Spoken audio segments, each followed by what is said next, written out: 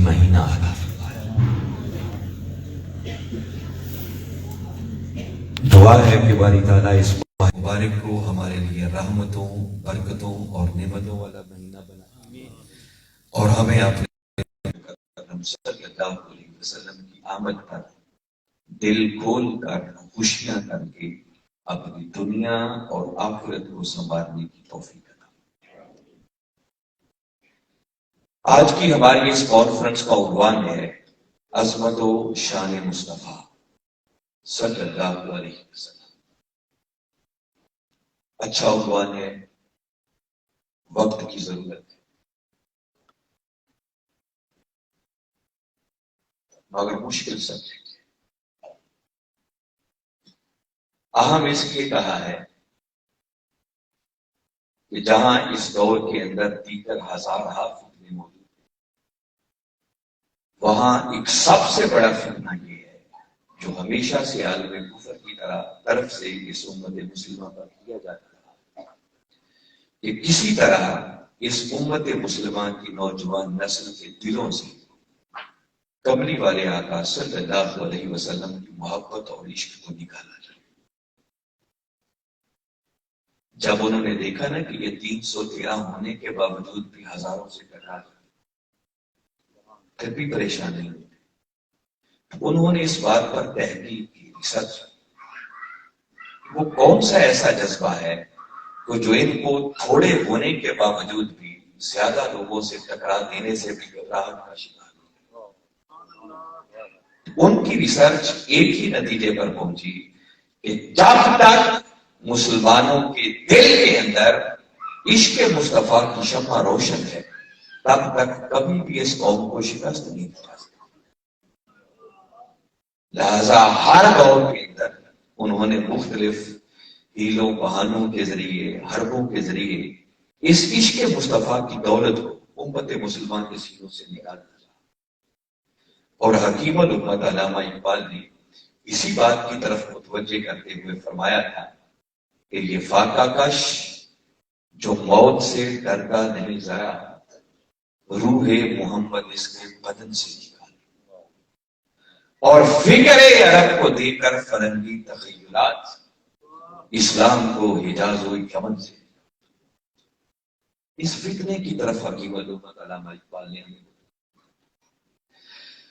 اور اگر ہم چاہتے ہیں کہ تاجدار کائنات صلی اللہ علیہ وسلم کی محبت، آپ کا عشق اور آپ کی بارگاہ اقدس کا ادب پھر سے امت مسلمان کے دلوں کے اندر بیٹھے، تو اس کا حال ایک ہے کہ تاجدار کائنات صلی اللہ علیہ وسلم کی عظمت کے ڈھنگ کے بجانے، جب کسی ہستی کی عظمت دلوں پر اجاگر ہو جاتی ہے نا، تو آٹومیٹیکلی دلوں کے اندر محبت بھی پیدا ہوتی ہے، عشق بھی پیدا ہوتا ہے، اور ادب بھی دلوں میں۔ اس لیے میں نے عرض کیا آج کا یہ عنوان اس پہلو کے اعتبار سے دیکھا جائے تو بڑی ہی اہمیت کا۔ اور دوسری بات جو میں نے کی کہ مشکل سبجیکٹ ہے، مشکل اس لیے ہے کہ تاجدار کائنات صلی اللہ علیہ وسلم کی عظمت تو وہ بیان کرے جو آپ کے مقام سے حقیقی واقف ہو، اور وہ تو میرے آقا نے خود ارشاد فرما دیا، یا ابا بکر لم یعرفنی حقیقتا سوا، کہ ابو بکر سن لے میری حقیقت کو سوائے میرے رب کے کوئی نہیں۔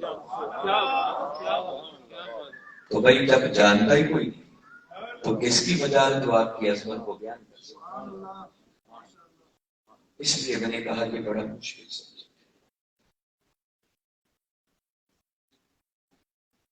بڑا نازک سبجیکٹ ہے۔ ہم جو کچھ بھی بیان کر لینا تو یاد رکھیں تاجدار کائنات صلی اللہ علیہ وسلم کی عظمت کو بجا آپ کے قدموں سے مس ہونے والے نالین کے تسبیح کی شان بھی نہیں بیان، ان کی عظمت بیان کرنا تو بڑی تھا۔ آج کی اس عظیم کانفرنس کے اندر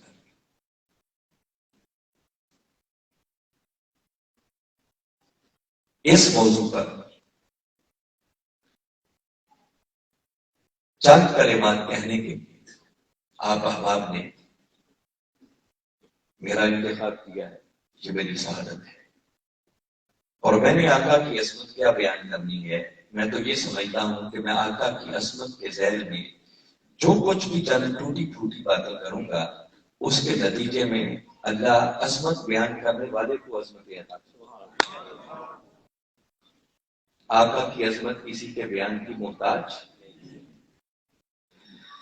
اور آج کی اس نشست کے اندر تاجدار کائنات صلی اللہ علیہ وسلم کی عظمت سے چند پردے اٹھانے کے لیے میں نے ایک عجیب پہلو کا انتخاب کیا۔ آپ کی عظمت پہ کروڑوں خوشی، اور میں خیال کرتا ہوں کہ عوام میں سے دیکھیے علماء اور خواص کے لیے تو کچھ بات بھی نہیں، مگر عوام کے لیے ممکن ہے آج کا سبجیکٹ نیا ہو، اس پہلو پر آپ نے کم سنا، اور میں نے تاجدار کائنات صلی اللہ علیہ وسلم کی عظمت کے بیان کے لیے آپ کی جس شان کا انتخاب کیا ہے وہ آپ کی شان ہے، شان ابدیت۔ بولیے کون سی شان ہے؟ شان ابدیت۔ آج شان ابدیت، اور یہ آپ کی وہ شان ہے کہ میں نے عنوان گفتگو کے طور پر سورہ النجم، قرآن پاک کا 53واں سورہ ہے، اس کی ایک مختصر سی آیت کریمہ آپ کے سامنے تلاوت کی ہے کہ شب معراج باری تعالیٰ نے اپنے محبوب مکرم صلی اللہ علیہ وسلم کو جب اوّدنا کی بلندیوں پر بلایا اور اس خلوت کے سما میں بٹھا کر جب بلا حجاب اپنا دیدار عطا کیا، اس اوّدنا کے مقام پر بٹھا کر جب آپ نے اپنے محبوب سے خطاب کیا، بات کی، اور اس وقت آپ کو جس شان سے نوازا اس کا ذکر قرآن پاک نے کیا ہے، فَأَوْحَىٰ إِلَىٰ عَبْدِهِ مَا أَوْحَىٰ، کہ بس پھر اللہ نے جو اس کا جی چاہا اس نے اپنے عبد خاص کی طرف وحی فرمائی۔ تو سوچنے کی بات ہے کہ شب معراج ہے، عظمتوں کا کلائمیکس ہے، خلوت کا سما ہے، یا محب ہے یا محبوب ہے، تیسرا کوئی نہیں، اور اس مولا نے پردے ہٹا کر اپنے آپ کو اپنے محبوب کے سامنے آشکار کر دیا، اور اس خلوت کے سما میں بٹھا کر جس لقب سے اپنے محبوب کو ملقب کیا ہے وہ ہے آپ کی شان ابدیت۔ اس کا معنی یہ ہے کہ آپ کی یہ شان کوئی معمولی شان نہیں، یہ کو بڑی عظیم شان ہے کہ باری تعالیٰ نے اس ماحول کے اندر آپ کو اس لقب کے ساتھ یاد کروایا، اور پھر آپ کبھی جشن تصور میں لائیں، آگے گفتگو میں بات کروں گا، یہ تاجدار کائنات صلی اللہ علیہ وسلم کی ایک ایسی شان ہے کہ ہم جب دائرہ اسلام میں داخل ہوتے ہیں، دائرہ ایمان میں داخل ہوتے ہیں، تو اللہ رب العزت نے ایمان اور اسلام میں داخلے کے لیے جو گیٹ وے بنایا ہے، جو بڑا دروازہ ہے، وہ کلمہ شہادت ہے۔ کیا ہے؟ کلمہ شہادت پڑھنے کے بعد کوئی دائرہ ایمان میں داخل ہوتا ہے نا، اس کلمہ شہادت کا پہلا حصہ تو ہے جس میں اللہ کی توحید کی بات کی جاتی ہے، اور ہم کہتے ہیں کہ اشہد ان لا الہ الا اللہ وحدہ لا شریک لہ، یہاں تک اس کی توحید کی بات ہے۔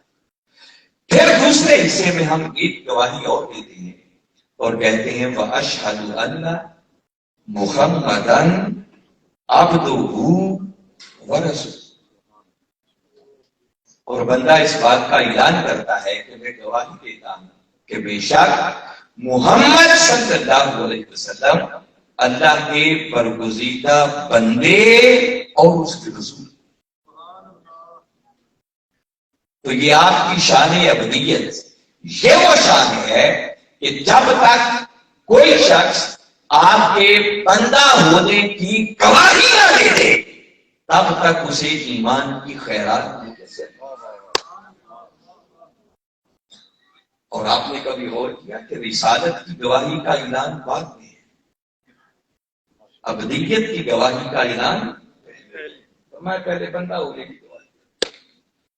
اس کا مطلب یہ ہے کہ نشان کوئی نہایت ہی اہم شان جس پر گفتگو بالعموم طریقہ ہے۔ یہ کتنی اونچی شان ہے، میں صرف اس مقام ابدیت کا تھوڑا سا تعارف کرواتے ہوئے آپ کو بتانا یہ چاہ رہا ہوں کہ آپ کبھی غور کریں کہ اللہ رب العزت نے ہمیں کس مقصد کے لیے پیدا کیا۔ تو ہماری تخلیق کا مقصد صرف ایک ہی ہے کہ ہم صحیح معنوں میں اللہ کے بندے بن جائیں۔ اس کا تقاضا ایک ہے کہ میرے بندے بن کر سورہ الذاریات میں اس نے فرمایا وَمَا خَلَقْتُ الْجِنَّ وَالْإِنسَ إِلَّا لِيَعْبُدُونِ، فرمایا کہ میں نے جنوں اور انسانوں کو صرف اور صرف اپنی عبادت اور بندگی کے لیے پیدا کیا۔ جس کا خلاصہ تن مانا کروں تو باری تعالیٰ فرما کے رہے ہیں کہ انسان تیرے پیدا کیے جانے کا اور کوئی مقصد نہیں ہے، اگر کوئی مقصد ہے تو صرف ہے کہ تیری زندگی کا ایک ایک لمحہ بھی میری عبادت اور بندگی کے دائرے میں تو صحیح معنوں میں میرا بندہ بن جائے۔ اگر انسان صحیح معنوں میں اللہ کا بندہ بن جائے تو سمجھے اس نے اپنے پیدا ہونے کا مقصد پورا کر دیا۔ تو آپ اندازہ کر سکتے ہیں کہ یہ بندگی کتنی اہم چیز ہے، اور یہی وہ بندگی ہے کہ جس بندگی کا تاج اس مولا نے اپنے ہر نبی کے سر پر سکھایا۔ یہ اتنی اہمیت کی شان ہے کہ اس نے ہر پیغمبر کو اس بندگی کے لقب سے ملقب کیا۔ اس زاویہ نگاہ سے آج آپ کو تھوڑی قرآن کی سیر کرواتا ہوں۔ آپ کبھی سورہ صافات کو باری تعالیٰ نے ارشاد فرمایا سلام علی نوح فی العالمین، اے نوح عالمین میں تجھ پر میرا سلام، اور آگے فرمایا انا کذالک نجزی المحسنین، اور ہم احسان کرنے والوں کو یوں ہی جزا دیا۔ اور تیسری آیت میں آگے فرمایا انہ من عبادنا المؤمنین، فرمایا لوگوں یاد رکھو کہ نوح ہمارے مومن بندوں میں سے ایک بندہ تھا۔ تو باری تعالیٰ نے ان کو بندگی کے لقب سے بولا، ان کے سر پر بندگی کا تاج رکھا۔ پھر اسی صورت میں باری تعالیٰ نے فرمایا سلام علی ابراہیم، اے ابراہیم تجھے بھی میرا سلام، وَكَذَلِكَ نَجْزِي الْمُحْسِنِينَ، ہم احسان کرنے والوں کو یوں ہی جزا دیتے۔ اور پھر آگے فرمایا اِنَّهُ مِنْ عِبَادِنَا الْمُؤْمِنِينَ، لوگوں یاد رکھو ابراہیم بھی ہمارے مومن بندوں میں سے ایک بندہ تھا، ان کے سر پر بھی بندگی کا تاج ہے۔ پھر اسی صورت میں فرمایا سلام علی موسیٰ و ہارون، اے موسیٰ اور ہارون تم دونوں کو بھی میرا سلام، انا کذالک نجزی المحسنین، ہم احسان کرنے والوں کو یوں ہی جزا دیتے۔ پھر آگے فرمایا انہما من عبادنا المؤمنین، لوگوں یاد رکھو یہ موسیٰ اور ہارون بھی ہمارے مومن بندوں میں سے دو بندے تھے، ان کے سر پر بھی بندگی کا تاج ہے۔ پھر اسی صورت میں باری تعالیٰ نے فرمایا سلام علی الیاسین، اے الیاس تجھے بھی میرا سلام، انا کذالک نجزی المحسنین، ہم احسان کرنے والوں کو یوں ہی جزا دیتے ہیں۔ اور پھر آگے فرمایا انہ من عبادنا المؤمنین، لوگوں یاد رکھو الیاس بھی ہمارے مومن بندوں میں سے ایک بندہ تھا۔ تو آپ دیکھ رہے ہیں نا باری تعالیٰ نے کس طرح اپنے مختلف پیغمبروں کے سر پر بندگی کا تاج رکھا۔ مگر میں بندگی کی اہمیت پر ایک جملہ اور یہاں رک کے عرض کرنا جا رہا ہوں۔ اگر آپ نے غور کیا ہے تو یہ تو میں نے آیات پڑھی، باری تعالیٰ نے مختلف پیغمبروں کو سلام دیا، فرمایا اے نوح تجھے بھی میرا سلام، اے ابراہیم تجھے بھی میرا سلام، اے موسیٰ اور ہارون تم دونوں کو بھی میرا سلام، اے الیاس تجھے بھی میرا سلام۔ تو کبھی آپ نے غور کیا کہ یہاں سلام کس بات کو ہو رہا ہے؟ یاد رکھیں کسی نبوت یا رسالت کو سلام نہیں، باری تعالیٰ نے آگے ان کی شان نبوت کو بیان نہیں کیا، ان کی شان رسالت کا تذکرہ نہیں کیا، بلکہ آگے ان کی ایک ہی شان بیان ہوئی ہے کہ یہ سارے کے سارے میرے مومن بندے تھے۔ کون تھے؟ مومن بندے تھے۔ جیسے پتہ یہ چلتا ہے کہ حاضرین مکرم بندگی وہ مقام ہے کہ اگر انسان صحیح معنوں میں اللہ کا بندہ بن جائے تو وہ خدا ہو کر خود بندے کو سلام بھیجتا ہے۔ میں صرف تھوڑی بندگی کی پہلی اہمیت بتانا چاہ رہا ہوں، پھر آقا کی شان کی بات کی۔ باری تعالیٰ نے کچھ اور انبیاء کے سر پر بھی بندگی کا تاج سجایا۔ اس سے آگے ایک سورت ہے سورہ صاد، باری تعالیٰ نے اس میں فرمایا وَاذْكُرْ عِبَادَنَا ابراہیم واسحاق ویعقوب، فرمایا لوگوں یاد کرو میرے بندے ابراہیم، میرے بندے اسحاق، میرے بندے یعقوب، اور آگے چل کر ان کی ایک خوبی بیان کی، فرمایا اِنَّا أَخْلَصْنَاهُمْ بِخَالِصَةٍ ذِكْرَ الدَّارِ، فرمایا ان میں ایک خوبی بڑی پائی جاتی تھی کہ وہ آخرت کو بڑے یاد کرنے والے، مگر ان کے سر پر بندگی کا تاج۔ پھر اسی صورت میں فرمایا وَاذْكُرْ عَبْدَنَا ایوب، لوگوں یاد کرو میرے بندے ایوب کو، پھر ان کو بندگی کے لقب سے بولا کرتی ہے۔ اور آگے چل کر ان کی بھی ایک خوبی بیان کی، آگے فرمایا اِنَّا وَجَدْنَاهُ صَابِرًا، لوگوں ہم نے انہیں بڑا ہی صبر کرنے والا۔ حضرت نوح علیہ السلام کی باری آئی، جب سورہ بنی اسرائیل نے ان کا تذکرہ کیا تو وہاں فرمایا اِنَّهُ كَانَ عَبْدًا شَكُورًا، فرمایا لوگوں نوح میرا بڑا ہی شکر گزار بندہ تھا، ان کو بھی بندہ کہا۔ حضرت سلیمان علیہ السلام کی باری آئی، فرمایا نعم العبد انہ اواب، فرمایا لوگوں سلیمان میرا بڑا ہی انعام یافتہ بندہ تھا اور بار بار میری بارگاہ کی طرف رجوع کرنے والا بندہ۔ ان کے سر پر بھی بندگی کا تاج۔ حضرت یوسف علیہ السلام کی باری آئی تو سورہ یوسف میں ارشاد فرمایا انہ من عبادنا المخلصین، فرمایا لوگوں یوسف میرا بڑا ہی اخلاص والا بندہ، ان کو بھی بندگی کے لقب سے بلند کر دیا۔ حاضرین مکرم اگر اتنی آیات پر ہی اکتفا کیا جائے تو پہلی بات یہ میں بتانا چاہ رہا ہوں کہ حاضرین مکرم بندگی یہ اتنا بڑا مقام ہے، یہ اتنا اونچا ٹائٹل ہے، اتنی یہ عظمتوں بھرا لقب ہے کہ باری تعالیٰ نے ہر نبی کو اس بندگی کے لقب سے بلند کر دیا۔ ان کو بندگی کے ماڈل اور نمونے کے طور پر سامنے پیش کیا۔ آپ نے سب انبیاء کے سر پر یہ بندگی کا تاج رکھا۔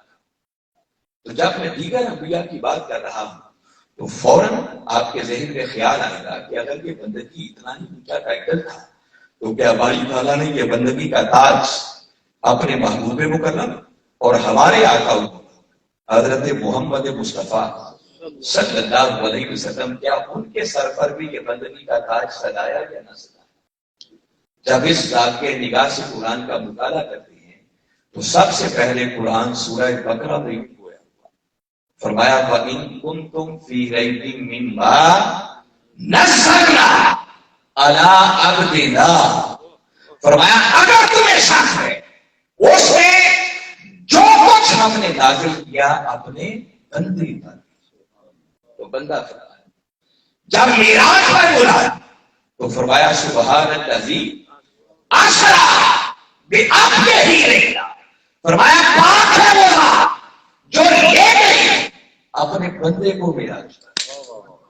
پھر بندہ فرمایا جب قرآن نازل کیا تو سورہ فرقان کی پہلی آیت میں فرمایا تبارک الذی نزل الفرقان علی عبدہ لیکون للعالمین نذیرا، فرمایا بہت بابرکت ہے وہ راہ جس نے نازل کیا فرقان اپنے بندے پر۔ اور اسی قرآن کو جب اس نے کتاب کا نام دیا تو سورہ کہف کی پہلی آیت میں فرمایا الحمدللہ الذی انزل علی عبدہ الکتاب ولم یجعل لہ عوجا. فرمایا سب تعریفیں اس اللہ کے لیے ہیں جس نے نازل کی کتاب عبد ہی اپنے بندے پر. اور سب سے بڑھ کر یہ کہ جب شب معراج ثم دنا فتدلی فکان قاب قوسین او ادنی کی بلندیوں پر بلایا اور وہاں بٹھا کر پھر جب اس نے اپنے محبوب سے بات کی تو اس خلوت کے سما میں بٹھا کر فرمایا فَأَوْحَىٰ إِلَىٰ عَبْدِهِ مَا أَوْحَىٰ. لوگوں پھر جو اس کے جی میں آیا اس نے اپنے بندے کی طرف وحی کی. تو باری تعالیٰ نے دیگر انبیاء کو بھی بندہ کہا اور اپنے محبوب مکرم صلی اللہ علیہ وسلم کو بھی بندہ کہا. دیگر انبیاء کے سر پر بھی بندگی کا تاج رکھا اور اپنے محبوب مکرم صلی اللہ علیہ وسلم کے سر انور پر بھی بندگی کا تاج سجایا. لیکن اگر آپ نے غور کیا ہو تو اب تک میں نے جتنی آیات پڑھی اس نے بندہ بندہ کہنے میں فرق رکھا. بندہ اس نے سب کو کہا مگر ایک بڑا فرق رکھا ہے. میں دوبارہ آپ کو متوجہ کر رہا ہوں. اگر آپ کی یاد میرے ساتھ ساتھ چل رہی ہو تو میں نے جو آیات پڑھی ہے نا, جب اس نے دیگر انبیاء کو بندہ کہا نا, اس نے صرف بندہ نہیں کہا, ساتھ ان کی کسی نہ کسی خوبی کا ذکر بھی. کسی کے لیے فرمایا کہ میرا مومن بندہ تھا, کسی کے لیے فرمایا کہ آخرت کو بڑا یاد کرنے والا بندہ, کسی کے لیے فرمایا کہ بڑا صابر بندہ تھا, کسی کے لیے فرمایا کہ بڑا شکر گزار بندہ تھا, کسی کے لیے فرمایا یہ آخرت کو بڑا یاد کرنے والا بندہ تھا, اور کسی کے لیے فرمایا کہ بڑا اخلاص والا بندہ تھا. تو بندہ بھی کہا مگر ساتھ ان کی کوئی نہ کوئی خوبی بھی بیان. مگر جب تاجدار کائنات صلی اللہ علیہ وسلم کی باری آئی تو میں نے جتنی آیات پڑھی ہے نا, اس نے جہاں بھی فرمایا صرف بندہ فرمایا, ساتھ خوبی کوئی نہیں بیان. معلوم نہیں ہے وہ آیتیں اب آپ کو ذہنوں میں گردش کر رہی ہیں یا نہیں. جہاں جہاں بھی باری تعالیٰ نے کہا نا مطلق بندہ, ساتھ کوئی خوبی بیان. حالانکہ اگر کسی کی کو خوبی بیان کی جائے تو بھئی خوبی بیان کرنے سے شان بڑھتی ہے کم. تو ذہن میں ایک سوال پیدا ہوتا ہے کہ مولا تو دیگر انبیاء کو بندہ کہے, ساتھ ان کی شانیں بھی بیان کرے, اور جب ہمارے آقا کی باری آئے تو کوئی شان بیان نہ کرے, صرف ان کو بندہ ہی کہے. تو کیا معاذ اللہ ہمارے آقا میں کوئی ایسی خوبی نہ تھی جس کا ساتھ تذکرہ کیا جاتا؟ جواب ملا کہ لوگوں نہیں, بات یہ نہیں. تو مولا پھر بات کیا ہے؟ فرمایا حقیقت میں بات یہ ہے جو تیسرے پارے کی پہلی آیت میں فرمایا دل کر رسول فضلنا بعضهم علی بعض. فرمایا کہ سب میرے رسول ہیں مگر میں نے ان میں سے بعضوں کو بعضوں پر فضیلت دے رکھی. میں نے کسی کو کسی رنگ میں نمایاں کر رکھا ہے, کسی کو کسی رنگ میں نمایاں کر رکھا ہے. تو فرمایا اس رابطے کے مطابق اب جس نے ایمان زیادہ تھا میں نے اسے مومن کہہ دیا, جو زیادہ صبر کرنے والا اس کو عبد صابر کہہ دیا, جو زیادہ شکر کرنے والا اس کو عبد شکور کہہ دیا, جو زیادہ اخلاص والا اس کو عبد مخلص کہہ دیا.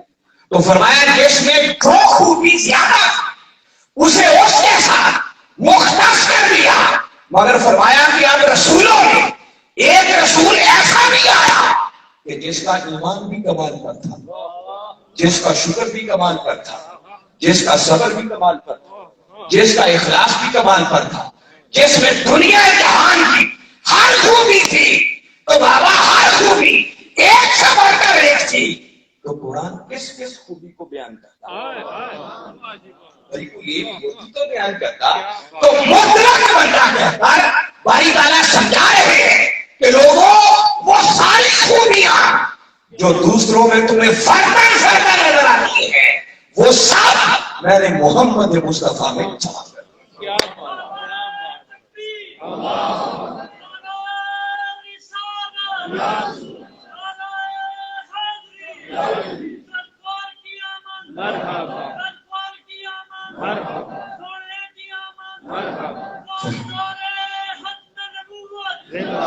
فرمایا آؤ اگر آپ کے کامل دیکھنا چاہتی ہو تو میرے محبوب محمد مصطفیٰ کا نظر ہے. فرمایا دیگر انبیاء کو تو جو کچھ ملا وہ میرا بھی مصطفیٰ کے قدموں کا صدقہ ہے. آؤ اگر صحیح معنوں میں کو میرا اپنے کامل دیکھنا چاہتے ہو تو پھر میرے محبوب محمد مصطفیٰ کا نظر ہے. مگر حاضرین مکرم قرآن پر اگر ایک طائرانہ نظر اور ڈالی جائے تو باری تعالیٰ نے اس قرآن پاک کے اندر ایک اور انداز سے بھی اپنے محبوب کو مخاطب اور اپنے محبوب کا ذکر کیا اور وہ بڑا دل نشین بڑا محبت بڑا انداز ہے. وہ کبھی جب اپنے محبوب سے بات کرتا ہے نا تو کہتا ہے والضحیٰ محبوب تیرے چاشت کے وقت کی طرح چمکتے ہوئے مکھڑے کی قسم.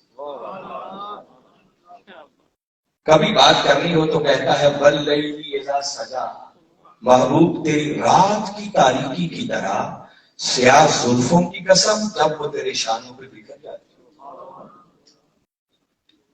کبھی ورفعنا لک ذکر وہ کہہ کر اپنے محبوب کے ذکر کی دھوم مچا رہا. کبھی لا اقسم بہذا البلد وانت حل بہذا البلد کہہ کے وہ گلیوں کے ذروں کی بھی قسمیں کھا رہا ہے جن گلیوں میں محبوب خرام ناز کرتا ہے. اور کبھی والعادیات ضبحا فالموریات قدحا فالمغیرات صبحا فعصرن بہ نقعا. ان آیات کے ذریعے وہ محبوب کی تو کیا محبوب کے غلاموں کے گھوڑوں کی ٹانکوں سے اٹھنے والی درد کی بھی قسم کھاتا ہے. یہ ایک بڑا محبت بھرا اس کا انداز ہے. کبھی محبوب کے قلب انور کی بات کرتا ہے, کبھی محبوب کے سینہ اقدس کی بات کرتا ہے, کبھی محبوب کی آنکھوں کی بات کرتا ہے, کبھی محبوب کے مکھڑے کی بات کرتا ہے, کبھی محبوب کے زلف ولیل کے تذکرے کرتا ہے, کبھی محبوب کے ذکر کی دھوم مچاتا ہے, کبھی اعلان کرتا ہے کہ لوگوں جس نے اس رسول کی اطاعت کر لی سمجھو اس نے اللہ کی اطاعت کر لی. کبھی کہتا ہے میرے مصطفیٰ کی اتباع کر لو گے تو خدا کے محب نہیں رہو گے بلکہ اس کے محبوب بن جاؤ. کبھی اعلان کرتا ہے جس نے میرے مصطفیٰ کی بیعت کر لی سمجھو اس نے خدا کی بیعت کر لی. کبھی کہتا ہے جس نے میرے مصطفیٰ کو راضی کر لیا سمجھو اس نے خدا کو راضی کر لیا. کبھی کہتا ہے لوگوں زبان مصطفیٰ کی ہے مگر بولتا اس سے خدا ہے. تو یوں بھی محبوب کی شان بیان کرتا ہے. ایک محبت بڑا انداز ہے جس میں رنگینی ہے, کیف ہے, چاشنی ہے. اور دوسری طرف آپ نے یہ ایک انداز دیکھا کہ جہاں بھی کہا اس نے صرف بندہ کہا. اس میں ایک بڑی بے نیازی سی ہے. وہ محبت, وہ کیف, وہ چاشنی, وہ رنگینی نظر نہیں آتی. تو مولا ان دونوں انداز تخاطب میں اتنا فرق کیا, ڈفرنس کیا؟ تو جواب ملا کہ لوگوں ہوا ہے ایک دن رحمت رب انعام جوش میں اور اس نے اپنے محبوب سے مخاطب ہو کر فرمایا کہ محبوب آج جو مانگنا ہے مانگ. اب کہنے والا ہے خدا اور کہا اس سے جا رہا ہے جسے سب کچھ پہلے ہی دے رکھا ہے. آقا کے پاس کسی شے کی کمی نہیں, سب کچھ ہی دے رکھا ہے. اس کائنات کا خالق وہ ہے مگر اس نے اس پوری کائنات کو تخلیق کر کے اس کا مالک اپنے محبوب محمد مصطفیٰ کو بنایا.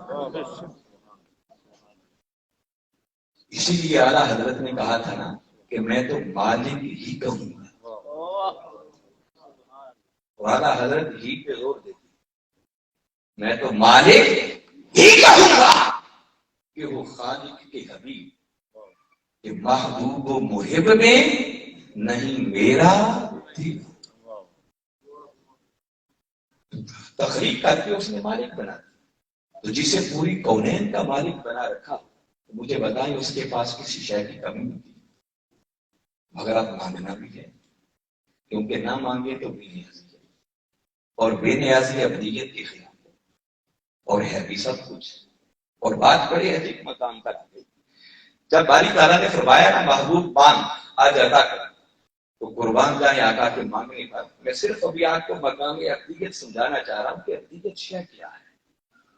تو میرے آقا صلی اللہ علیہ وسلم نے پلٹ کر عرض کی کہ مولا سب کچھ تو تو نے پہلے ہی دے رکھا ہے، کسی شے کی کمی نہیں ہے، بس اب صرف اتنی حسرت رہ گئی ہے کہ کسی دن تو اپنی زبان سے مجھے اپنا بندہ کہتے تو بلا۔ اس نے کہا اچھا محبوب اب جہاں بھی بلاؤں گا تجھے بندہ ہی کہہ کے۔ اس نے کافروں کو چیلنج کیا تو فرمایا وَإِن كُنتُمْ فِي رَيْبٍ مِّمَّا نَزَّلْنَا عَلَىٰ عَبْدِنَا، کافروں اگر تمہیں شک ہے اس میں جو کچھ میں نے نازل کیا اپنے بندے پر۔ معراج پر بلانے کی باری آئی تو فرمایا کسی نبی یا رسول کو نہیں، اپنے بندے کو معراج پہ لے کے جانا۔ فرمایا سبحان الذی اسریٰ بعبدہ، پاک ہے وہ ذات جس نے رات کے تھوڑے سے وقت میں اپنے بندے کو سیر کرا۔ جب قرآن نازل کیا اور اسے فرقان کا نام دیا تو فرمایا بندے پر نازل کیا۔ تبارک الذی نزل الفرقان علی عبدہ لیکون للعالمین نذیرا، فرمایا بہت بابرکت ہے وہ رب جس نے نازل کی کتاب اپنے بندے پر، مختلف مقامات پر بندگی کے لقب سے منعقد کیا، اور فرمایا محبوب تیری اس حسرت کو جو بھی پورا کرتے ہیں اس شب معراج دنیا کے ان رنگینیوں سے نکال کر اور ادنا اس خلوت کے سبا میں بٹھا کر اب تجھے جس شان کے ساتھ آج مخاطب کروں گا وہ کوئی اور شان نہیں بلکہ وہ شان تیری شان عبدیت۔ اور فرمایا فَأَوْحَىٰ إِلَىٰ عَبْدِهِ مَا أَوْحَىٰ، بس پھر جو اس کے جی میں آیا اس نے اپنے بندے کی طرف وہی فرمایا۔ تو وہاں بٹھا کر اپنے محبوب کے سر پر یہ بندگی کا تاج سجایا اور فرمایا محبوب میں تو تیری بندگی کے ڈھنکے بجاتا ہی رہوں گا، مگر اب تیری خواہش کو یوں بھی پورا کرتے ہیں کہ اس وقت تک کوئی دائرہ ایمان میں داخل ہی نہیں ہو سکے گا جب تک کہ وہ پہلے اس بات کی شہادت نہ دے دے کہ تو میرا عبد خاص ہے۔ اس لیے کلمہ شہادت کا بھی اسی حصہ بنا دیا۔ فرمایا آؤ پہلے اس بات کا اعلان کرو کہ محمد صلی اللہ علیہ وسلم میرے عبد کامل ہے۔ تو رسالت سے بھی پہلے ابدیت کی دعا۔ حاضرین مکرم بہت سارے اینگل ہیں کہ میں صرف اس ابدیت کی اہمیت پر ہی بات کرتا تھا۔ اگر اس کی اہمیت کو سمجھنا ہو تو اس اینگل پر صرف ایک بات کر کے اگر آگے بڑی ایمان افروز آتا کی عظمت کی بات آپ سے کرنے والا۔ بندگی کیا ہے؟ اس بندگی کا مقام کیا ہے؟ ہم نے چونکہ کبھی بندگی کی لذت نہیں کیا تو ہمیں کیا سمجھ کے بندہ کسے کہتے ہیں؟ اس بندہ ہونے میں مزہ کیا ہے؟ اس کی شان کیا ہے؟ اگر بندگی کا مقام سمجھنا ہو تو کبھی حکیم الامت علامہ اقبال سے۔ اقبال کہتا ہے متائے بے بہا ہے درد و سوزے آرزو۔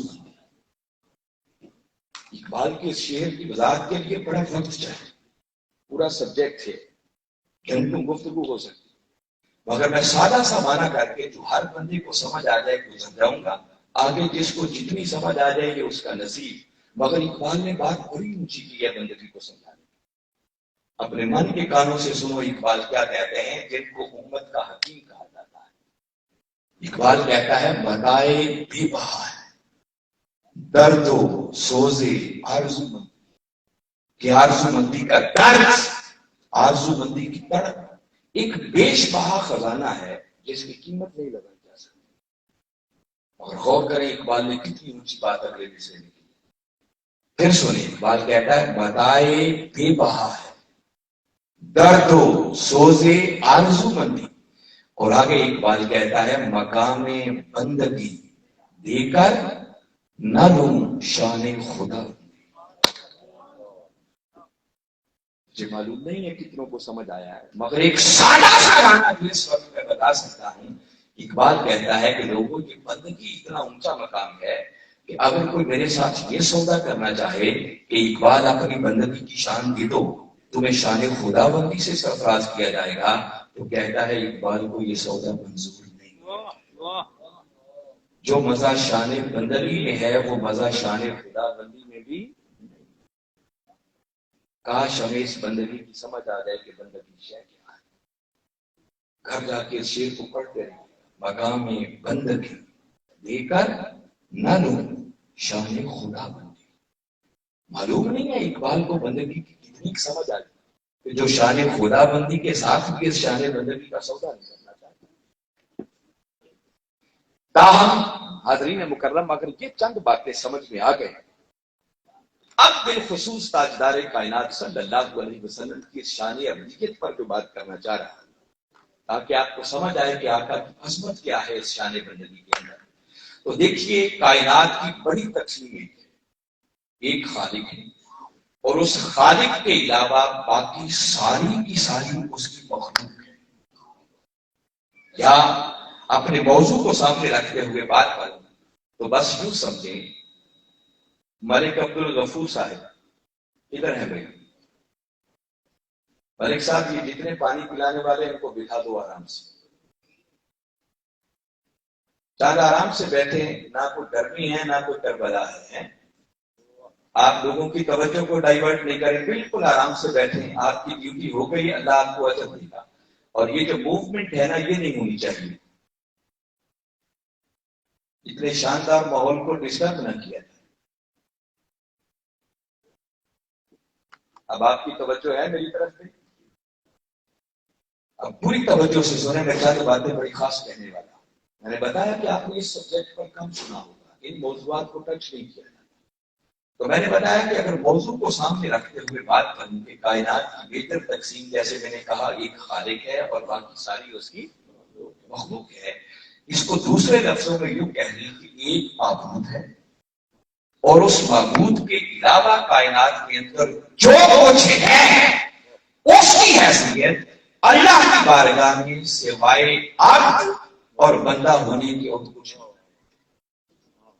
ایک معبود ہے اور باقی سارے کے سارے کیا ہیں؟ اس کے بندے ہیں. کیا ہے اس کے؟ اور اگلی بات یاد رکھتے ہیں، جب بندوں کی بات ہوتی ہے تو بندوں سے مراد فقط ان انسان نہیں ہے، بات کا دائرہ بڑا وسیع ہے. انسان، حیوان، شجر، حجر، ملائکہ، جن، انس، جو کچھ بھی کائنات اندر ہے، کائنات کا سارا. میں نے کہا بس خالق کو چھوڑنا ہے، وہ معبود ہے. اس معبود کو چھوڑ کر باقی کائنات کے اندر جو کچھ بھی ہے نا اس کی حیثیت اللہ کی بارگاہ میں سوائے عبد اور بندہ ہونے کی اور کچھ نہیں. اور جو میں کہہ رہا ہوں اس کی تائید قرآن نے کی، سورہ مریم ہے. فرمایا ان کل من فی السماوات والارض الا آتی الرحمن عبدا. فرمایا جو کچھ بستیوں میں ہے اور جو کچھ بلندیوں میں ہے اس کی حیثیت اللہ کی بارگاہ میں سوائے عبد اور بندہ ہونے کے اور کچھ نہیں. ایک معبود ہے اور باقی سارے کے سارے کیا ہے؟ اس کے بندے. حتیٰ کہ میں نے بتا دیا کہ خود تاجدار کائنات صلی اللہ علیہ وسلم کا شمار بھی اس کے بندوں میں ہوگا. جب میں نے کہا صرف ایک معبود کو چھوڑ دیں، باقی جو کچھ بھی ہے اس کا شمار کس میں ہوگا؟ بندوں میں. یہ بات میں ہوگا. ہمارے آقا صلی اللہ علیہ وسلم کا شمار بھی بندوں میں. مگر اب عصمت کی بات بتا رہا ہوں، اپنے من کے کانوں سے سنیں اور دل پر نقش کر لیں. شمار بندوں میں، مگر بندہ ہو کر آپ کی شان بندوں سے جدا ہے. اور وہ شان جدا کیا ہے؟ جیسے میں نے تقسیم بتائی نا کہ ایک اللہ ہے باقی اس کے بندے ہیں، اسی طرح جب حقوق کی بات ہوتی ہے نا تو حقوق کی بھی دو ہی قسم ہیں. ایک حقوق کی کیٹیگری وہ ہے جنہیں کہتے ہیں حقوق اللہ. کیا کہتے ہیں؟ اللہ کے حقوق. اور دوسرے حقوق وہ ہیں جنہیں کہتے ہیں حقوق العباد. کیا معنی ہے اس کا؟ بندوں کے حقوق. اللہ کے حقوق ہیں یا بندوں کے حقوق ہیں؟ یعنی معبود کے حقوق ہیں اور بندوں کے حقوق ہیں. اب سوال یہ پیدا ہوتا ہے کہ تقسیم تو ہے ایک معبود اور باقی سارے بندے، اور تاجدار کائنات صلی اللہ علیہ وسلم کا شمار بھی بندوں میں. اور ایسے بندے کہ جن کے بندہ ہونے کی گواہی نہ دیں تو بندے کا ایمان ہی نہیں بچتا، وہ دائرہ ایمان میں داخل ہی نہیں ہو سکتا. یہ میں الگ ذکر کروں گا کہ اس پر زور کیوں دیا. مگر حاضرین مکرم اب سوچنا ہوگا کہ جب حقوق کی بات آئے گی تو کیا تاجدار کائنات صلی اللہ علیہ وسلم کے حقوق بندوں والے ہوں گے یا اللہ والے؟ یا کوئی الگ تیسری کیٹیگری؟ بڑا اہم سوال ہے. اور یہ آج آقا کی عظمت پر آپ کو ایک بات کہہ کے جا رہا ہوں جو میں نے وقت کے مجدد کے قدموں میں بیٹھ کر جو کل قرآن اور حدیث کا نچوڑ بتا رہا ہوں. یہ ہے عظمت مصطفیٰ اور شان مصطفیٰ. حاضرین مکرم، تاجدار کائنات صلی اللہ علیہ وسلم کا شمار بندوں میں ہوتا ہے مگر ان کے حقوق بندوں والے نہیں ہیں. تو پھر آپ پوچھیں کہ ان کے حقوق کون سے؟ تو کیٹیگری تو صرف ایک ہی آگے بچتی ہے نا، اللہ کے حقوق. تو یہ جملہ من کی تختیوں پر لکھ لو کہ اللہ کے ایک حق کو چھوڑ دو کہ اللہ کے سوا معبود کوئی عبادت کسی کی نہیں ہو سکتی. اس ایک حق کو چھوڑتا ہے، باقی جو حق اللہ کا ہے اللہ نے وہی حق اپنے محبوب محمد مصطفیٰ کو.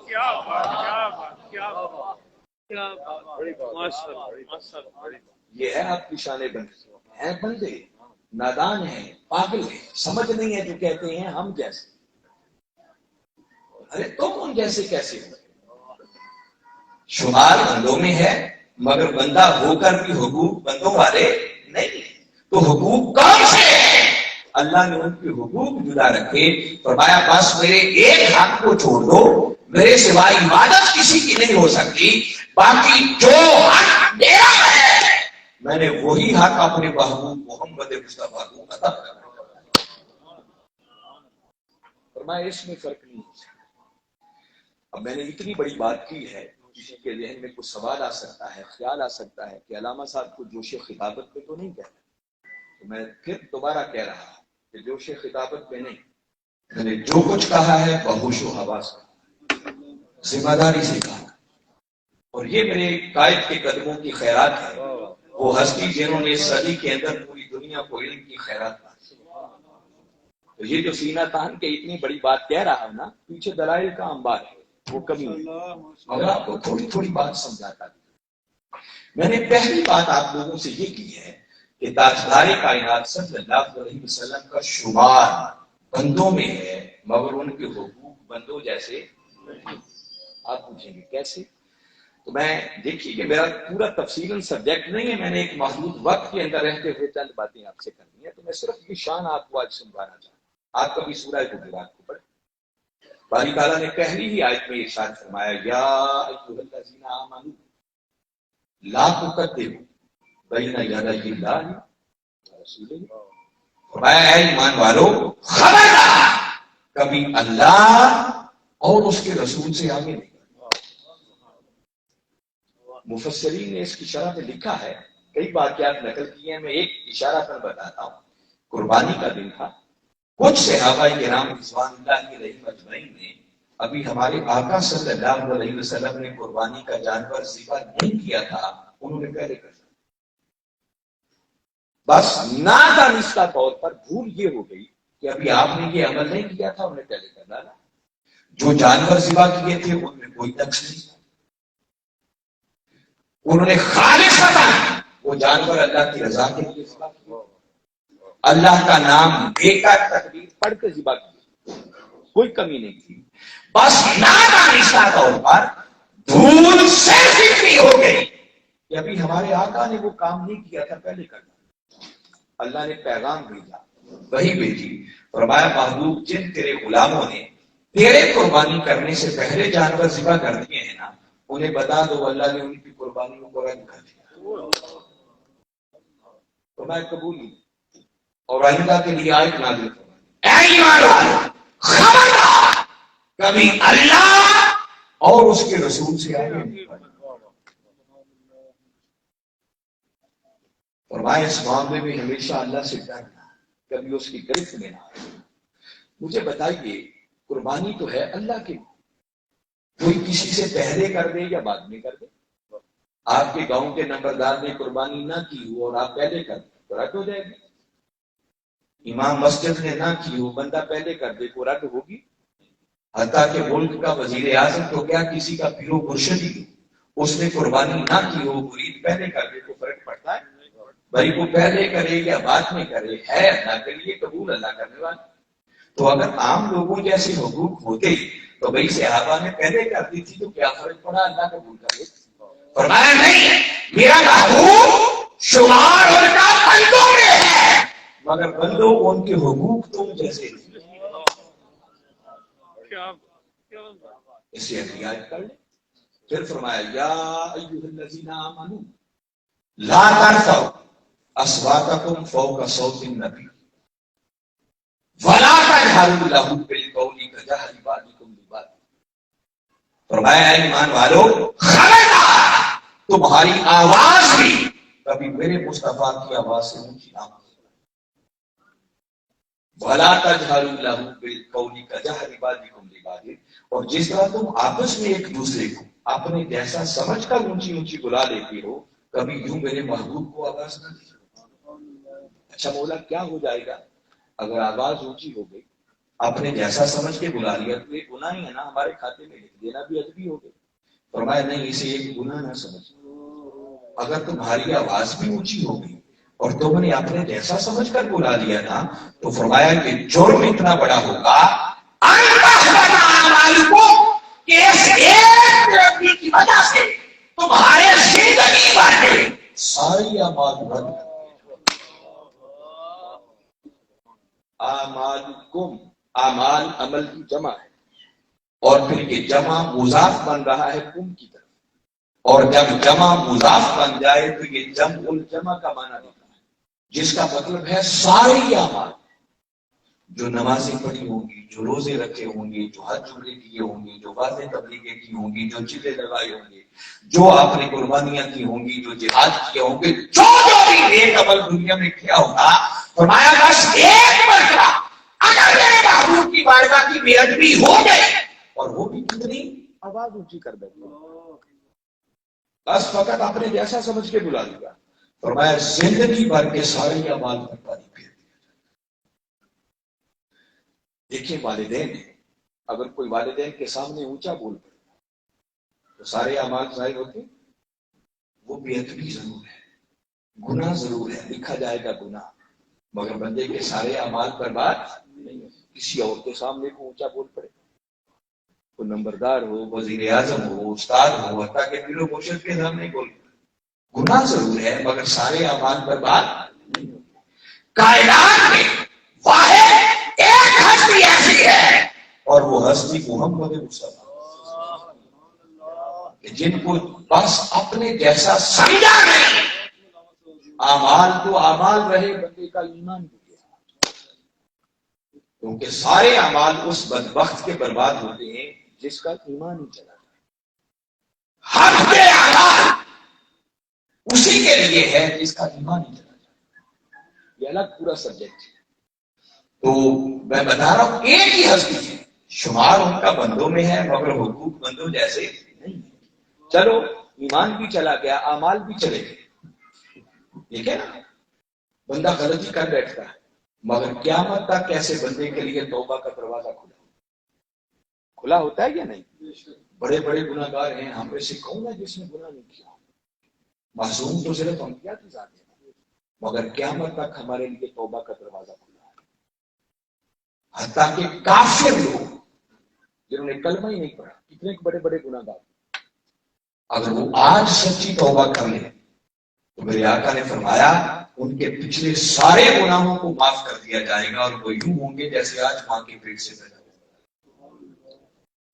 مگر جب کوئی کملی والے آقا صلی اللہ علیہ وسلم کی بارگاہ اقدس کی بے ادبی کرتا ہے، اور بے ادبی بھی کتنی، فقط آواز اونچی کر بیٹھا، اپنے جیسا سمجھ کے بلا لیا، فرمایا اعمال بھی گئے، ایمان بھی گیا، اور آگے فرمایا وَأَنْتُمْ لَا تَشْعُرُونَ، تمہارا سب کچھ برباد بھی کر دوں گا اور تمہیں اس کا پتہ بھی نہیں چلے گا، تمہیں اس کا شعور ہی نہیں ہوگا۔ بولا اس کا کیا فائدہ، شعور ہی نہیں ہوگا؟ فرمایا اگر کسی کو پتہ چل جائے کہ لٹ گیا ہوں، پیچھے وجہ کچھ تو ممکن ہے وہ رو پڑے، گر گرا پڑے، بارگاہ میں آ جائے، جھک جائے، معاف کرنا پڑے۔ فرمایا میری غیرت کو یہ گواہی دے کہ غصہ میرے مصطفیٰ کا ہو، اور پھر اسے توبہ کی توفیق مل جائے۔ فرمایا اس کے لیے توبہ کا دروازہ بھی ہے، کوئی گنجائش نہیں۔ یہ حق اگر کائنات میں کسی کا ہے تو وہ ایک ہی ہستی ہے، جس ہستی کو محمد مصطفیٰ آپ نماز میں بیٹھے ہوں اور حالت نماز میں اگر آپ کے قریب سے کوئی گزرے، کیا خیال ہے، اس کو سلام کرنے کی اجازت ہے؟ میں یہ سمجھا رہا ہوں کہ آقا کا شمار بندوں میں ہے مگر حقوق بندوں جیسے نہیں۔ میں صرف 2-3 مثالیں آپ کو دے رہا ہوں۔ کوئی پاس سے گزر رہا ہو تو سلام کر سکتے ہیں، سلام کیا نہیں، نماز گئی۔ چلو سلام نہ کریں، وہ آپ کے پاس سے گزر رہا تھا، اس گزرتے ہوئے شخص نے آپ کو سلام کر دیا، کیا جواب دے سکتے ہیں؟ جی جواب دیا نہیں، نماز گئی۔ ارے وہ نماز جس میں نہ کسی کو سلام کر سکے نہ کسی کے سلام کا جواب دے سکے، یہ وہی نماز ہے کہ نماز بنتی نہیں ہے جب تک کہ پہلے مصطفیٰ کو سلام۔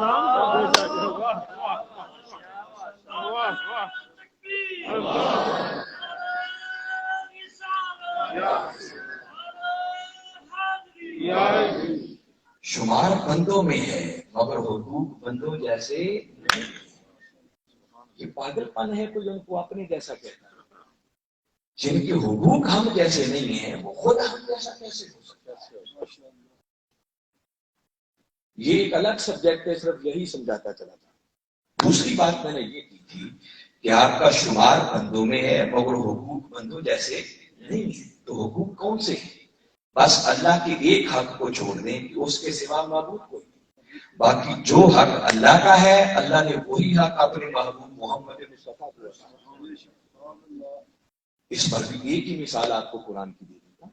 اللہ تعالیٰ نے ارشاد فرمایا، یا ایھا الذین آمنوا اطیعوا اللہ و اطیعوا الرسول و اولی الامر منکم۔ بڑی قابل غور بات، توجہ کرتے ہیں۔ کبھی قرآن کو یوں بھی پڑھا کر فرمایا ہے ایمان والو، اللہ کی اطاعت کرو اور اس کے رسول کی اطاعت کرو، اور آگے فرمایا وَأُولِي الْأَمْرِ مِنْكُمْ، اور جو تم میں سے صاحبان امر ان کی بھی اطاعت کرو۔ کتنی اطاعتوں کا حکم ہے؟ 3، ایک اللہ کی اطاعت، ایک اس کے رسول کی اطاعت، اور تیسری صاحبان امر کی۔ مگر آیت کریمہ کو پڑھیں کہ باری تعالیٰ نے جب اپنی اطاعت کی بات کی تو قرآن کے الفاظ ہیں اطیعوا اللہ، اللہ کی اطاعت۔ پھر جب اس کے رسول کی اطاعت کی باری آئی تو فرمایا وَأَطِیعُوا الرَّسُولَ، اور رسول کی بھی اطاعت۔ اللہ نے پھر اطیعوا کا لفظ دہرایا، مگر جب تیسری اطاعت کی باری آئی تو تیسری بار اطیعوا کا لفظ کوئی، آگے سمپلی فرمایا وَأُولِي الْأَمْرِ مِنْكُمْ، اور جو تم میں سے صاحبان امر ہیں ان کی بھی اطاعت کرو۔ مگر تیسری بار اطیعوا کا لفظ کوئی نہیں ہے۔ تو بھئی اب اطاعت کہاں سے نکلی؟ بھئی وہ جو پہلے آیا ہے اسی کے ذیل میں نکلا ہے۔ تو بھائی تعالیٰ عجیب بات ہے، تم نے اپنے لیے بھی اطیعوا کا لفظ رکھا، اپنے رسول کے لیے بھی اطیعوا کا لفظ رکھا، دہرایا، مگر تیسرے طبقے کے لیے تو نے اطیعوا کا لفظ نہیں رکھا۔ فرمایا یہی تو ایک راز تمہیں سمجھانا چاہ رہا۔ نعرہ تکبیر، نعرہ رسالت، نعرہ حیدری، سرکار کی آمد، میٹھے کی آمد، جشن عید میلاد النبی، علماء اہل سنت، زور سے نعرے کا جواب دیں، جرت و بہادری، ذرا اونچی آواز سے نعرے کا جواب دیں، جرت و بہادری۔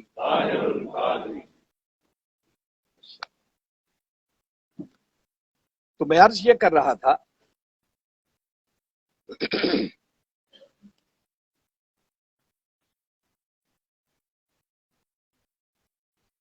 نعرہ تکبیر، نعرہ رسالت، نعرہ حیدری، نعرہ تحقیق، علماء اہل سنت۔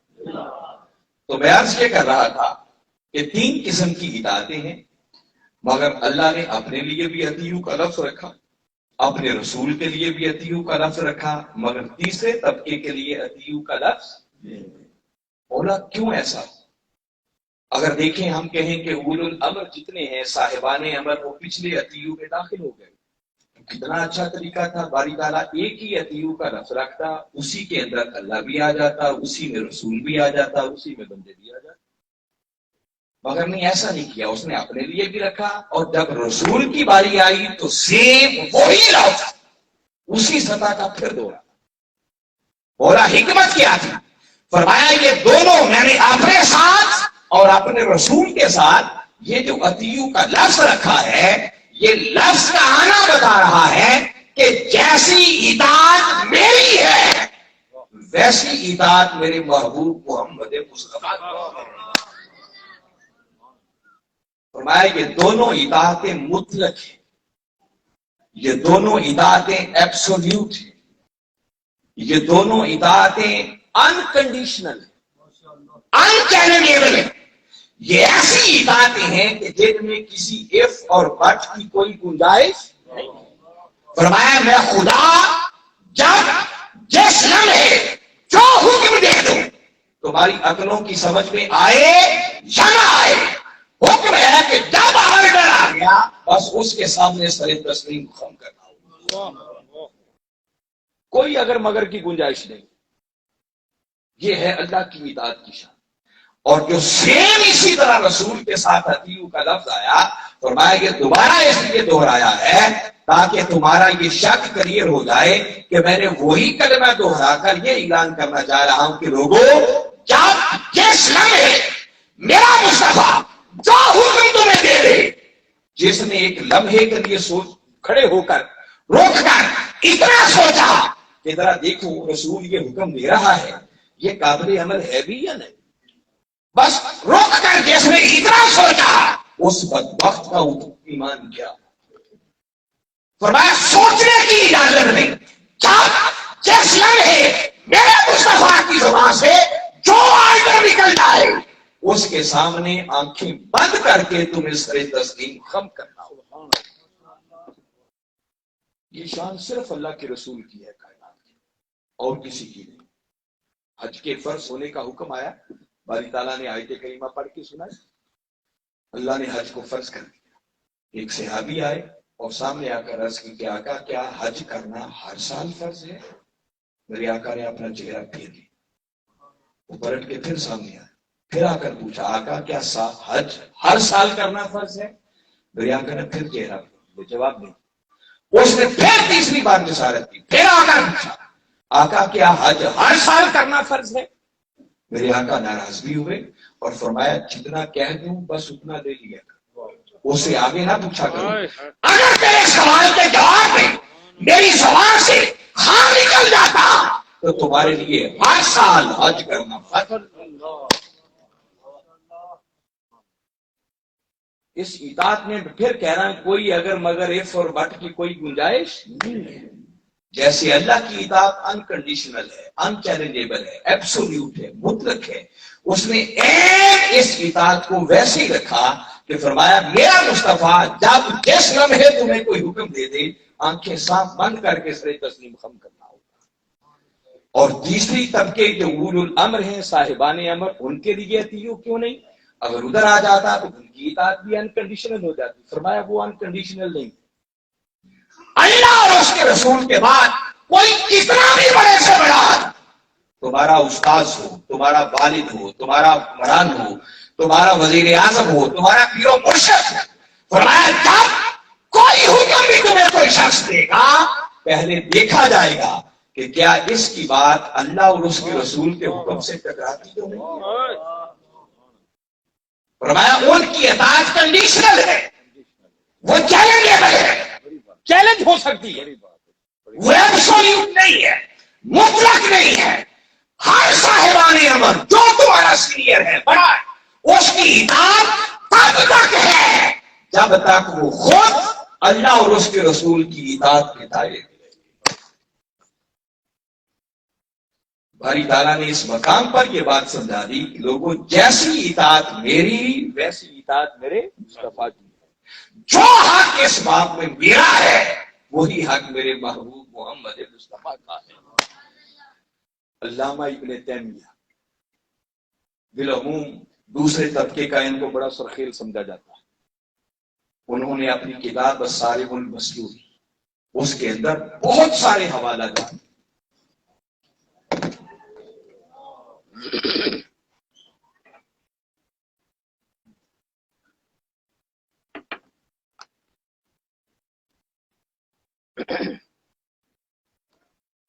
نعرہ تکبیر، نعرہ رسالت۔ تو میں عرض یہ کر رہا تھا کہ علامہ ابن تیمیہ انہوں نے اپنی کتاب الصارم المسلول کے اندر قرآن کے اور حدیث کے بہت سارے ریفرنسز اور حوالہ جات کے بعد نچوڑ نکال کر آگے بات لکھی، فرمایا فقط اقامہ اللہ مقام نفسہ فی امرہ ونہیہ وبیانہ واخبارہ فلا یجوز ان یفرق بین اللہ والرسول من شیء فی ہذہ الامور۔ فرمایا لوگوں، اللہ نے امر میں، نہیں میں، بیان میں، اخبار میں رسول کو خود لا کر اپنے مقام پر کھڑا کر دیا، اور ان چیزوں کے اندر اللہ اور اس کے رسول کے مابین کسی صورت بھی فرق کرنا جائز ہی نہیں۔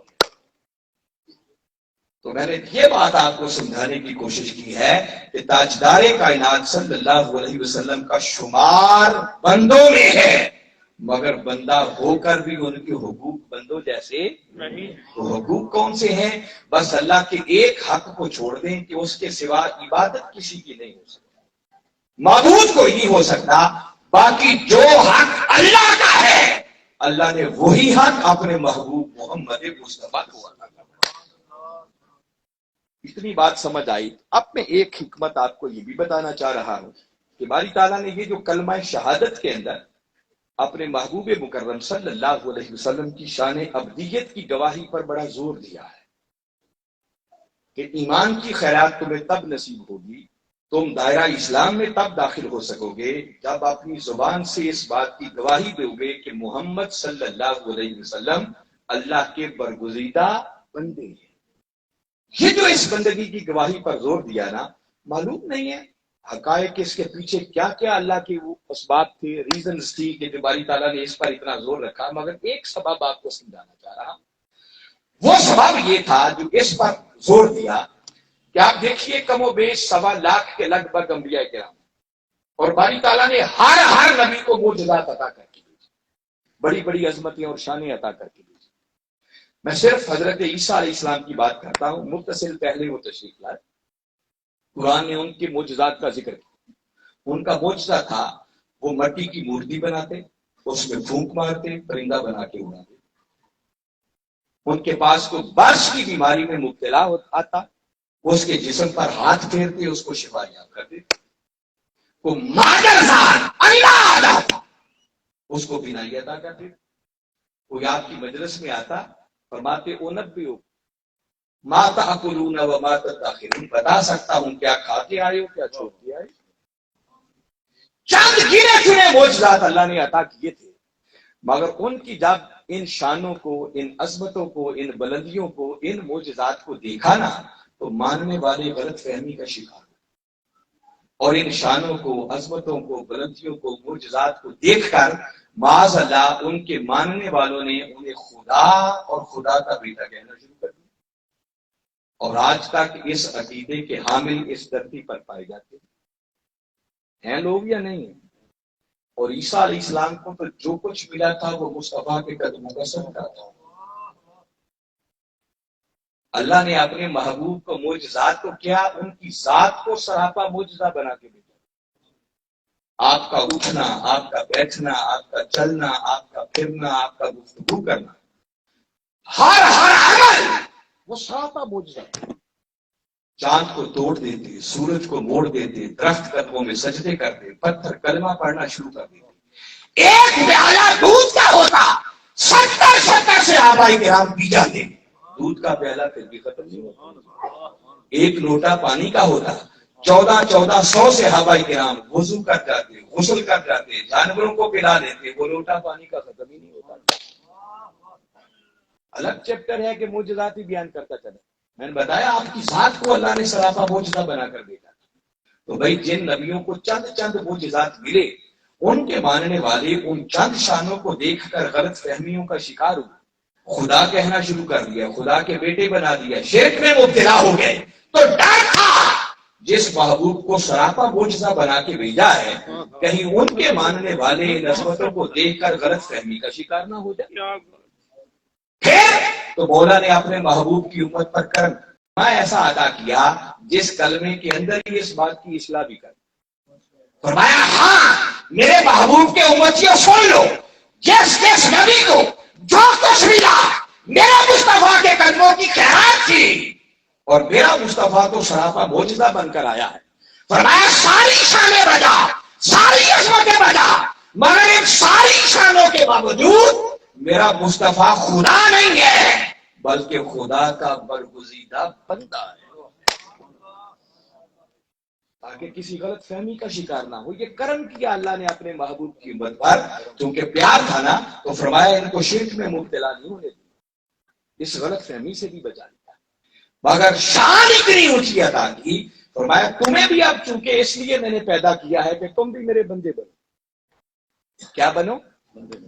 یہ آخری بات کر کے ایمان افروز بات ہے، اگر آپ کو میں سمجھانے میں کامیاب ہو گیا تو آپ کے ایمانوں پر بہار آ جائے گی اور سمجھ آ جائے گی آقا کی شان ابدیت۔ فرمایا تمہاری تخلیق کا مقصد یہ ہے کہ اب تم بھی میرے بندے۔ آیت میں سورہ زاریات کی پڑھ چکا، اور اللہ نے یہ بات سمجھانے کے لیے کہ کیسے بندہ بنا جاتا ہے، کم و بیش 1.25 لاکھ کے لگ بھگ اس نے انبیاء کرام کی شکل میں بندگی کے ماڈل اور نمونے بھیجے، حتیٰ کہ پہلا انسان جو اس دھرتی پر آیا حضرت آدم علیہ السلام، اللہ نے ان کو باقاعدہ نبی بنا کر بھیجا اور ان کے سر پر بندگی کا تاج رکھا۔ ہماری رہنمائی کا سامان اس نے پہلے کیا، ہمیں بعد میں بھیجا، تاکہ آنے والوں کو پتہ چلتا رہے کہ حقیقت میں میرے بندے کیسے ہوتے ہیں۔ حضرت نوح علیہ السلام کو بھیجا، حضرت ابراہیم علیہ السلام کو بھیجا، حضرت اسحاق کو بھیجا، حضرت اسماعیل کو بھیجا، حضرت یعقوب کو بھیجا، حضرت یوسف کو بھیجا، حضرت لوط، حضرت شعیب، حضرت سلیمان، حضرت موسیٰ، حضرت ہارون، حضرت عیسیٰ، کم و بیش 1.25 لاکھ کے لگ بھگ اللہ باری تعالیٰ نے بندگی کے ماڈل اور نمونے بھیجے، تاکہ لوگوں کو سمجھ آئے کہ جو بندہ بننے کے لیے میں نے ان کو پیدا کیا ہے، ان کو سمجھ بھی تو آئی نا کہ بندے ہوتے کیسے۔ اور میں نے بتایا کہ باری تعالیٰ نے ہر نبی کے سر پر بندگی کا تاج رکھا۔ جب سارے بندگی کے ماڈل اور نمونے آتے تھے تو باری تعالیٰ نے سب کے اینڈ میں اس ہستی کو بھیجا کہ جس سے پڑھ کر اس کے کارخانہ قدرت میں کوئی اور بندگی کا ماڈل تھا، اور اس نے اپنے محبوب محمد مصطفیٰ صلی اللہ علیہ وسلم کو بہتر بشریت میں بھیجا، اور بھیج کر ہمیں متوجہ کر کے فرمایا لقد کان لکم فی رسول اللہ اسوۃ حسنہ۔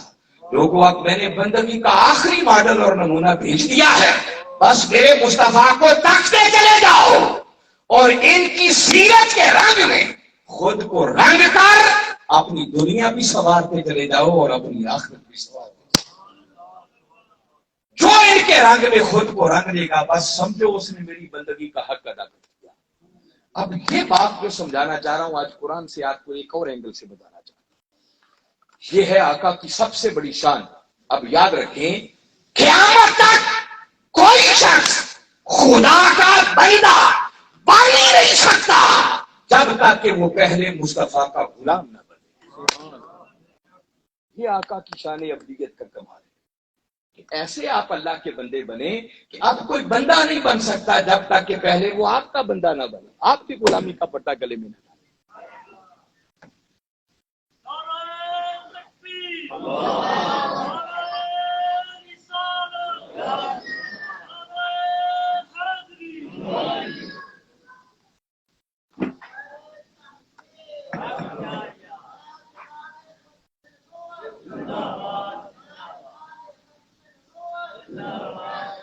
جی میں عرض یہ کر رہا تھا، اب اس بات کو ذرا غور سے سمجھیں، سورہ بقرہ ہے، لمبی آیت کریمہ ہے، مگر اس کے صرف پہلے 3 کلمات میں سے بات کر کے میں اپنی بات کو پایہ تکمیل تک پہنچانے والا ہوں۔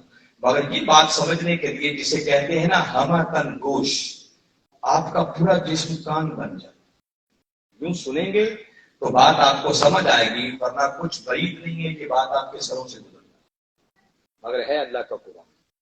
باری تعالیٰ نے ارشاد فرمایا اذا سألک عبادی انی فانی قریب اجیب دعوت الداعی اذا دعان الى آخر الآیہ. آیت کریمہ آگے چل رہی ہے مگر میں نے بتایا صرف پہلے 3 کلمات پر آپ کی توجہ.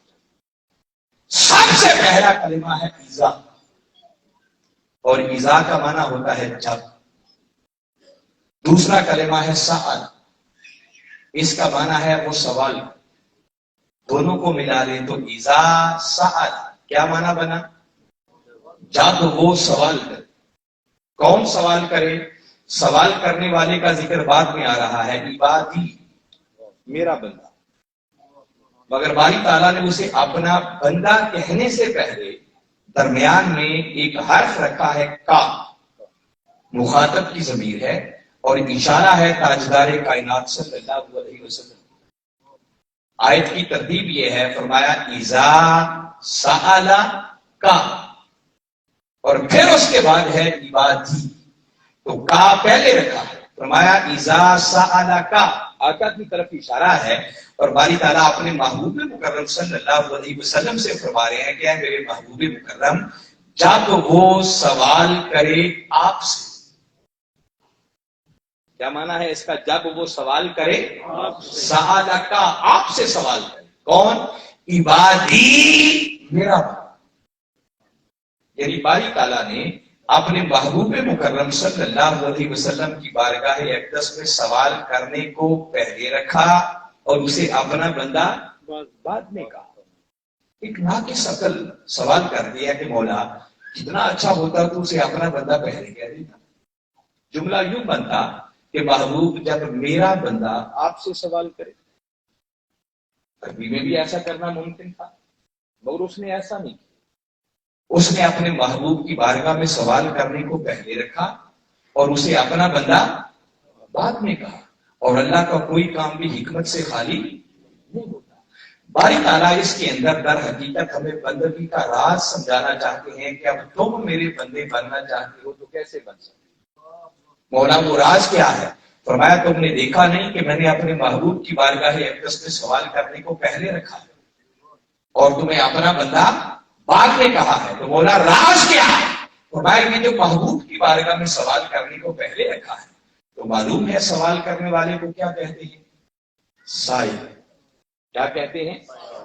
اسی سائل کو سادہ لفظوں میں کہتے ہیں سوالی. کیا کہتے ہیں؟ سوالی کہاں آ کے کھڑا ہوتا ہے؟ دروازے کی دہلیز پر منگتا بن کر، بھکاری بن کر. اب سنو من کے کانوں سے قرآن کیا کہہ رہا ہے، خدا کیا فرما رہا ہے. فرمایا اذا سألک، محبوب جب وہ سوال کرے آپ سے. محبوب جب وہ تیرے در کا سائل بن جائے. پیارے جب وہ تیرے در کا سوالی بن جائے. پیارے جب وہ تیرے در کا منگتا بن جائے. جب وہ تیرے در کی دہلیز پر آ جائے. پیارے جب وہ تیرے در کا سخت بن جائے تو فرمایا عبادی، بس اس نے میری بندگی کا حق ادا کیا. باری تعالیٰ اعلان کر رہے ہیں کہ لوگوں میں اپنا بندہ اسے کہتا ہوں جو پہلے در مصطفیٰ کا سوال کرتا. گویا قیامت تک کے لیے آگے اصول دے دیا، آؤ جو خدا کا بندہ بننا چاہتا ہے پہلے مصطفیٰ کے در کا صدر بننا سیکھے، پہلے مصطفیٰ کے در کا غلام بننا سیکھے. فرمایا جو جتنا میرا مصطفیٰ کے در کی غلامی کو پکا کرتا چلا جاتا ہے بس وہ اتنا ہی خدا کا بندہ بنتا چلا جاتا ہے. قربان جائیں تاجدار کائنات صلی اللہ علیہ وسلم کی عظمت پر، شان پر. ارے شمار بندوں میں ہے مگر بندوں میں سے ایسا بندہ کہ تب تک کوئی خدا کا بندہ بن ہی نہیں سکتا جب تک کوئی پہلے ان کی غلامی کا پٹا اپنے گلے میں نہ ڈال دے. اور غلامی کا پٹا ڈالنا کیا ہے؟ وہ فقط یہ نہیں ہے کہ سال بعد میلاد کا مہینہ آیا تو گھر کو جھڑیوں سے سجا لیا، لائٹنگ کر لی. سال بعد میلاد کا ایک جلسہ کر لیا، لوگوں میں لنگر بانٹ دیا. غلامی صرف اس چیز کا نام نہیں ہے. فرمایا اگر میرے بندے بننا چاہتے ہو در مصطفیٰ کا غلام بننا ہوگا. اور غلامی کا معنی یہ ہے کہ میرے مصطفیٰ کی آمد کے جشن بھی کرو، گلیاں بھی سجاؤ، بازار بھی سجاؤ،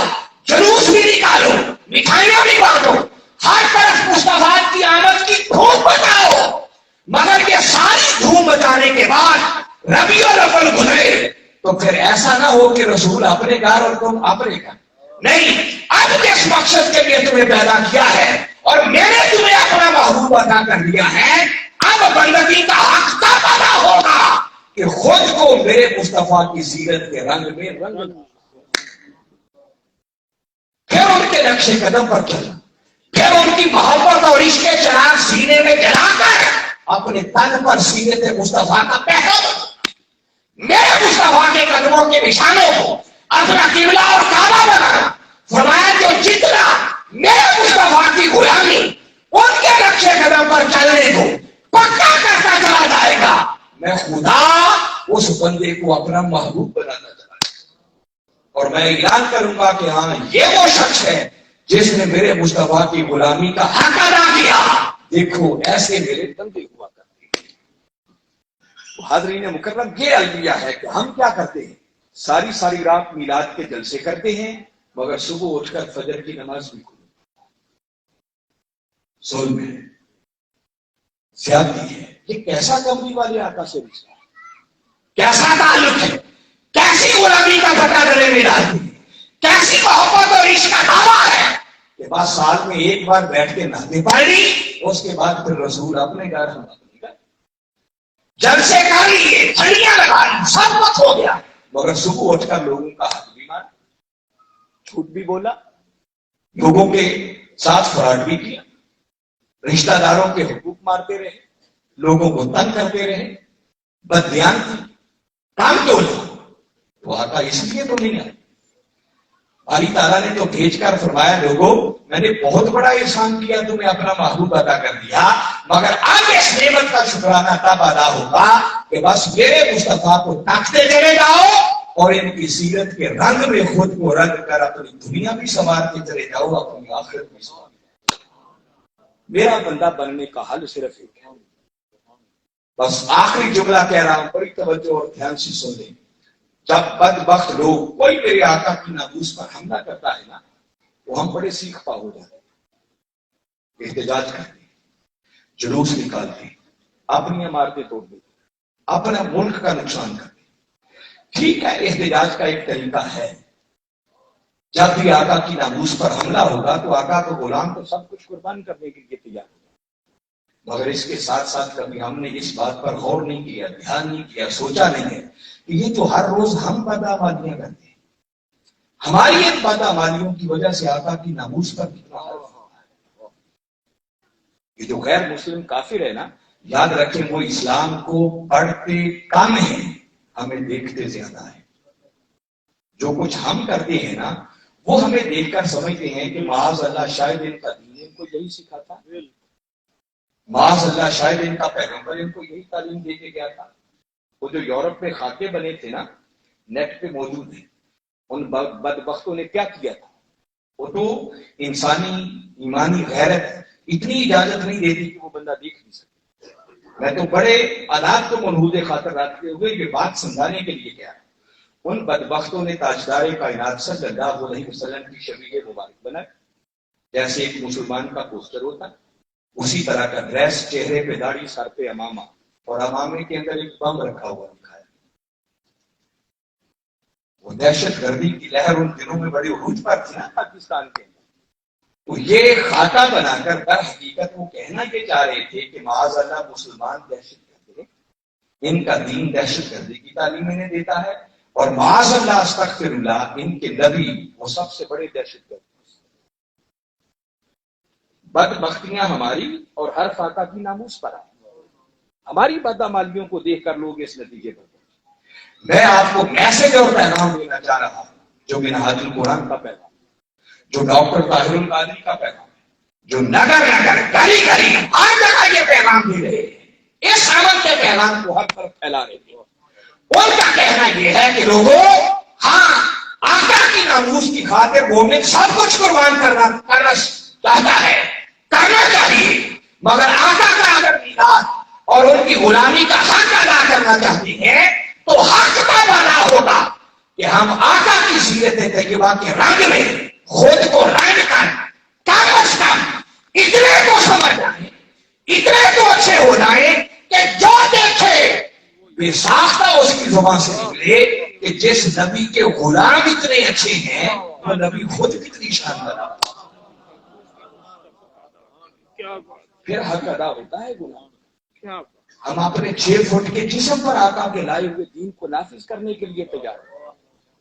5 وقت کی نماز کی فرصت ہمیں نہیں، رمضان آ جائے روزے ہم کوئی نہ رکھے، اللہ نے مال دیا ہے زکوٰۃ دینے کی توفیق ہمیں کوئی نہ ہو، توفیق کے باوجود حج کرنے ہم نہ جائیں، والدین کی بے ادبیاں ہم کریں، رشتہ داروں کے حقوق ہم مانیں، پڑوسیوں کو تنگ ہم کریں، جھوٹ ہم بولیں، فراڈ ہم کریں، ساری دنیا جہان کی خرابیاں، اور سال کے بعد ایک میلاد کا جلسہ کر کے سمجھے بیڑا ہی پار۔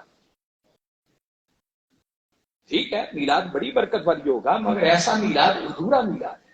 میلاد پورا کب ہوگا کہ آقا کی آمد کے جشن بھی منائے مگر اس آمد کے نتیجے میں جو آقا کی سیرت طیبہ ملی، جو آقا دین اسلام لے کر آئے، اس سیرت طیبہ کے رنگ میں خود کو رنگے اور اپنی دنیا بھی سنواریں اور اپنی آخرت کو بھی سنواریں، تب جا کر میلاد پورا ہوگا۔ منہاج القرآن کا پیغام یہ ہے کہ لوگوں آؤ اپنے دلوں کے اندر کمی والے آقا کی محبت اور عشق کے چراغ جلاؤ کہ اللہ نے ان کو کتنا عظیم بنا کے بھیجا، کیسی عظمتوں والا بنا کے بھیجا، کیسی کیسی شانیں ادا کر کے بھیجا، اور پھر تن پر ان کی سیرت کا پہرا بٹھاؤ تاکہ اعمال، اور جب تک دونوں چیزیں جمع نہیں ہوں گی تب تک کسی کو حقیقی کامیابی میسر۔ میں تھوڑی دیر کے اندر جتنی چند باتیں آپ کی حضور ٹوٹی پھوٹی عرض کر سکا ہوں میں نے کوشش کی، ورنہ تو میں نے بتایا کہ آقا کی شان کس کی جسارت کے آقا کی شان پر بات کر سکتے۔ میں امید کرتا ہوں کہ میری ان باتوں کو ضائع نہیں کریں گے، ایک کان سے سن کر دوسرے سے نکالیں گے نہیں۔ عظمت اس لیے بیان کی تاکہ آقا کی محبت کے چراغ سینوں میں رہے، اور آقا کی اتنی عظمت بیان کر کے اس سے نتیجہ یہ چاہتا ہوں کہ ان عظمتوں کو دلوں میں بٹھا کر پھر خود کو آقا کے نقش قدم پر چلانے والے بنا، ان کی سیرت کے رنگ میں خود کو رنگنے والے بنا۔